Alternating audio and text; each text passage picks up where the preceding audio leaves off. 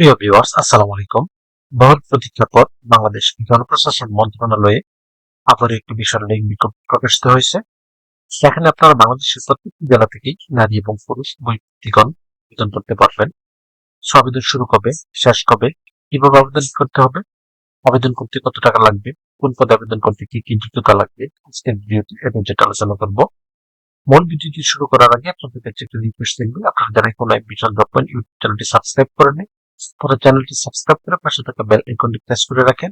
এতে পরবর্তীতে যে কোনো চাকরির আপডেট সাথে সাথে নোটিফিকেশন জানতে পারবেন। গণপ্রজাতন্ত্রী বাংলাদেশ সরকার জনপ্রশাসন মন্ত্রণালয় সার্কুলারটি প্রকাশিত হয়েছে 5 মে 2026 ইং তারিখ।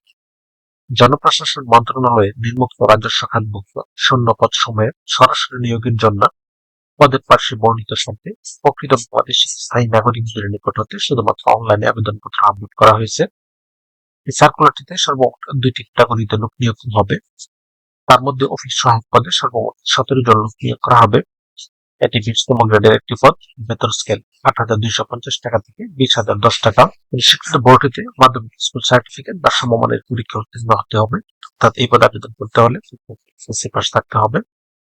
পড়ানো হবে 7 মুদ্রা কারিকুলাম কম্পিউটার অপারেটর। এটি 13তম গ্রেডের একটি পদ। বেতন স্কেল 11,000 থেকে 26,590 টাকা। এই পদে সর্বমোট 3 জন লোক নিয়োগ করা হবে। স্বীকৃত বিশ্ববিদ্যালয় হতে স্নাতক বা সমমানের ডিগ্রি থাকতে হবে। সেই সাথে কম্পিউটার প্রশিক্ষণপ্রাপ্ত হতে হবে। 7 লিপিতে সর্বনিম্ন গতি প্রতি মিনিটে ইংরেজিতে 70 এবং বাংলায় 43 থাকতে হবে। এবং সেই সাথে কম্পিউটার মুদ্রা করে সর্বনিম্ন গতি প্রতি মিনিটে ইংরেজিতে 30 এবং বাংলায় 25 থাকতে হবে। কম্পিউটার ওয়ার্ড প্রসেসিং সহ ইমেল এবং ফ্যাক্স পরিচালনায় দক্ষতা এবং অভিজ্ঞতা থাকতে হবে। প্রত্যেকটি পদে আবেদন করার ক্ষেত্রে বয়স 1/5/2026 ইং তারিখ সর্বনিম্ন 18 বছর এবং সর্বোচ্চ 32 বছরের মধ্যে থাকতে হবে। তবে বয়স প্রমাণের ক্ষেত্রে কোনো প্রকার এফিডেভিট গ্রহণযোগ্য হবে না। এখানে একটি লিঙ্ক দেওয়া আছে mokia.teletalk.com.bd।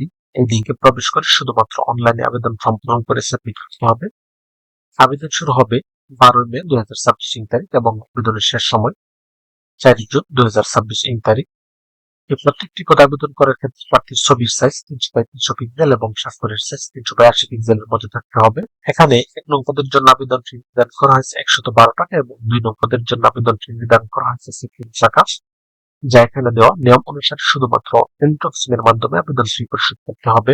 তো ভিউয়ার্স, এরকম আরো নতুন নতুন সরকারি এবং বেসরকারি সার্কুলার পেয়েছি, চ্যানেলটি সাবস্ক্রাইব করে পাশে থাকুন। সেই সাথে লাইক, কমেন্ট এবং শেয়ার দিয়ে রাখেন।